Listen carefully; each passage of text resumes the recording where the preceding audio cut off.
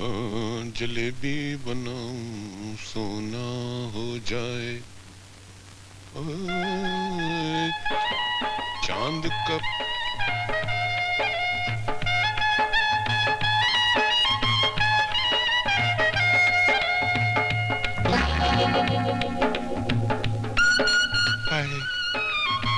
मगनलाल मिठाई वाले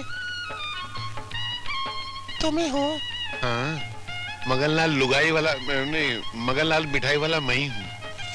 मैं पड़ोस के गांव की नथुलाल जी की बेटी हूँ। बापू ने गरम गरम जलेबी लाने के लिए कहा है। वो क्या है कि लोग मुझे शादी के लिए देखने आ रहे हैं ना। तुम कुंवारी हो? तुमको क्या लगता है? मुझे तो तुम बर्फी का टुकड़ा लगती हो। अगर मैं बर्फी हूँ तो तुम जलेबी हो, और जलेबी और बर्फी खूब बनेगी। हाँ। मैं क्या कह गई? बिल्कुल ठीक कहा तुमने। आओ मैं तुम्हें गरम गरम जलेबियाँ खिलाऊं। कहीं जलेबी के चक्कर में मुझे फंसा तो नहीं लोगे? तो मैं क्या हूँ? ये क्या कर रहे हो? कोई देखेगा ना। तो तुम्हें ऐसी जगह ले चलता हूँ जहाँ किसी आंख वाले को भी नजर नहीं आएगा। चले? कहाँ? अंदर। अंदर क्या है? ये सब क्या? 5 मिनट। देखो ऐसी बातें करो। देखो मैं एक खानदानी कवारी लड़की हूँ। You behave with me. ये तो दार बंद कर तू। माँ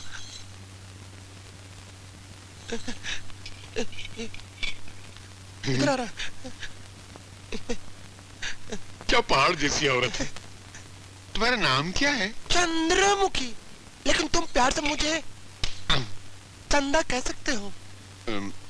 तुम रहती कहाँ हो? तुम्हारे दिल में। यार मुझे वैसे विश्वास नहीं आ रहा है कि तुम मुझसे इतनी जल्दी पट जाओगी। मैं तो पहले से फटी हुई हूँ। फटी हुई? मेरा मतलब पटी हुई हूँ तुमसे। अब देखो ना, जलेबी लेने आई थी, लेकिन जब से मैं तुम्हारे मन के मकान में बैठी हूँ ना, जलेबी मैं दुकान में ही भूल गई। ऐसा? मैं भी जलेबी लेकर आता ना जा। जब मेरे सामने इतना बड़ा जलेबा खड़ा है तो मुझे उस जलेबी की क्या जरूरत है? तुम्हें जलेबा हूँ? हाँ। पहले मुझे खा। मगन भाई। नहीं। ओ मगन भाई। अबे क्या है? क्या कर रहे हो? हलवा पका रहा हूँ। आधा किलो मेरे लिए भी ले आओ। ये कोई सरकारी हलवा थोड़ी है, मेरा जाती हलवा है। मैं ही पकाऊंगा, मैं ही खाऊंगा। भाग। क्या तुम मुझे खाओगे? मोहब्बत के दांतों से। ना, मुझे मत खाना। क्यों? क्योंकि मेरे ऊपर बहुत बड़ा श्राप है। शराब? हाँ, पता एक साधु ने मुझसे कहा था कि शादी से पहले जो भी मुझसे प्यार करेगा वो मर जाएगा। ना, लेकिन शादी के बाद जो भी मुझसे प्यार करेगा वो नोटों के पहाड़ पर राजा की तरह राज करेगा। सच? हाँ। तो फिर तुमने मुझे पहले क्यों नहीं बताया? ना, क्यों? मर जाएगा।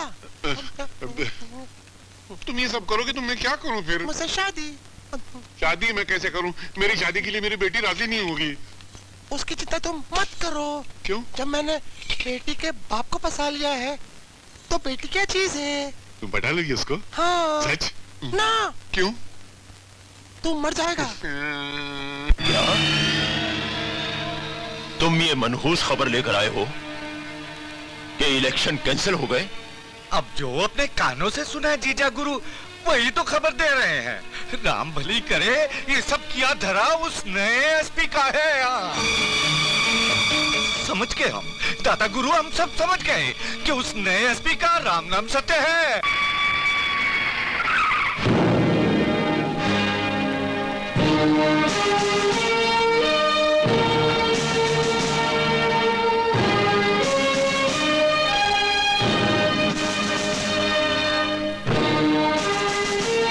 ये जिसे तुम अपना भगवान समझते हो, ये भगवान नहीं श्राप है तुम लोगों पर। हम अपने दाता गुरु के खिलाफ कुछ भी नहीं सुन सकते। मेरे प्यारे भाइयों, अपने दिलो दिमाग से इस दाता का भ्रम निकाल दो। और यकीन नहीं आता तो पूछो इस पाखंडी से कि मास्टर दीनानाथ शास्त्री के परिवार वालों के साथ क्या क्या अत्याचार करवाया इन्होंने। अपनी जुबान को लगाम दो एसपी। जिस ऊंची आवाज से तुम बोल रहे हो वो आवाज ये गांव वाले हमेशा के लिए बंद कर देंगे। खामोश! अंधविश्वास की जो ये पट्टी तुम्हारी आंखों पर पड़ी है बहुत जल्दी उतर जाएगी। आज तो मैं तुम्हारे इस बेटे को गिरफ्तार करके ले जा रहा हूं, लेकिन वो दिन भी दूर नहीं जब इन्हीं गांव वालों के सामने हथकड़ी पहनाकर मैं तुम्हारा ऐसा ही सम्मान करूंगा। एसपी, किस जुर्म में तू मुझे गिरफ्तार कर रहा है?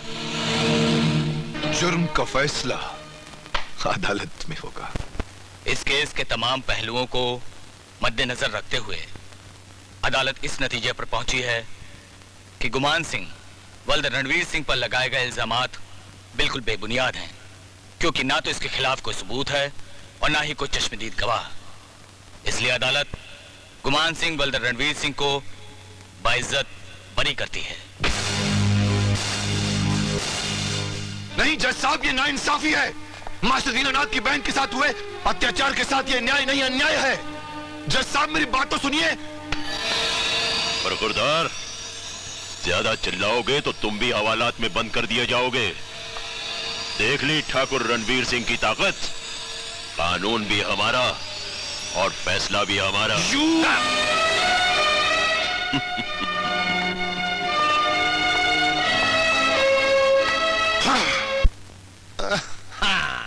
गोरी हकलाइया, मैं लाता तुझे हरी हरी चूड़ियां, अपना बना ले मुझे बाल माँ। गोरी हकलाइया, अपना बना ले मुझे बाल। अरे छोड़, मेरा बापू आ जाएगा। अरे तेरा बापू नहीं आ सकता, वो खेतों में गया लोटा लेकर, समझ गई ना? अरे वो अपना काम करने गया है, चल हम अपना काम कर लेते हैं, चिटक जा। देखो तो मजाक करता रहता है, कुछ करता वर्ता तो है नहीं। मेरा बापू मुझे कहीं और बेच डालेगा, तू गाना गाता रहेगा। कल मुझे कोई और देखने आने वाला है। और बनारसी, अगर मेरा कुछ हो गया तो तेरा क्या होगा? ना जलेबी, ना मत रो।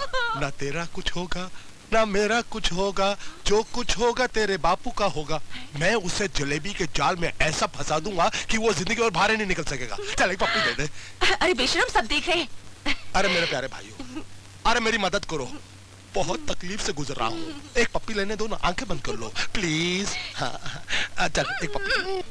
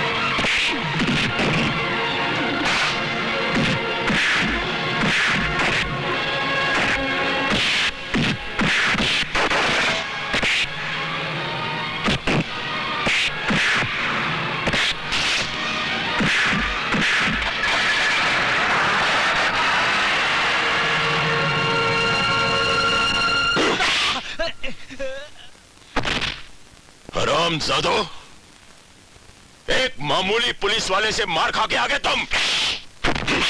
अरे अब जाने भी दीजिए, बस कीजिए जीजा गुरु, माफ कर दीजिए इन्हें।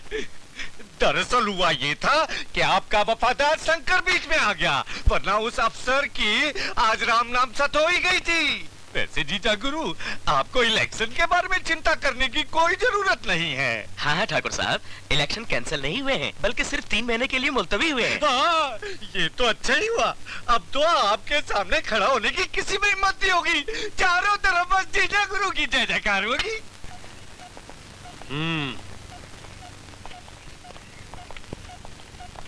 पाँव लागू छोटे ठाकुर साहब। ये छोरी कौन है रे? हमारी लुगाई है छोटे ठाकुर साहब। गेहूं के खेत में भी गुलाब लगने लग गए, संभाल के रखियो। चलो रे। जय माता जी की ठाकुर साहब। क्यों रे, झुक के नहीं कर सकता? बड़ी चर्बी आ गई साले तेरे को।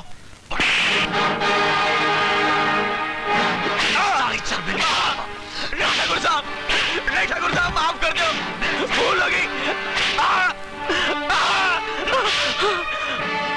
भूल हो गई ठाकुर साहब। नहीं ठाकुर साहब, नहीं।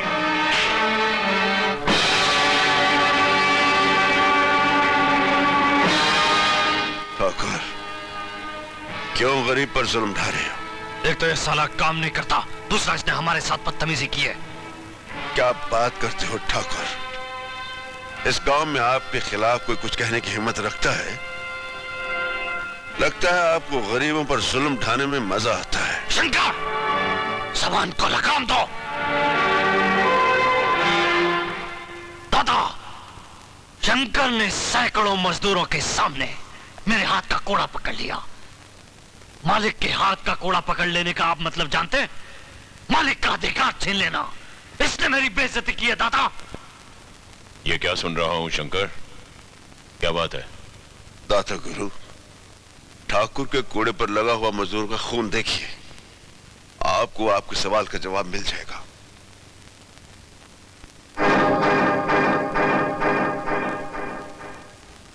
राम भली करे, मजदूरों से काम लेने के लिए तनिक शक्ति का प्रयोग तो करना ही पड़ता है ना जीजाश्री। क्यों मामा जी, मजदूरों के काम में कौन सी कमी रह गई है? दादा गुरु, छोटे ठाकुर को मजदूरों को तड़पाने में बड़ा आनंद मिलता है। अपनी मर्यादा में रहो शंकर। खामोश हो जाओ बेटे। आपके खेतों में मजदूर अपने घर का काम समझकर करते हैं, फिर उनके साथ ऐसा सलूक क्यों होता है? आइंदा ऐसा नहीं होगा शंकर। हम गुमान को समझा देंगे, तुम जाओ।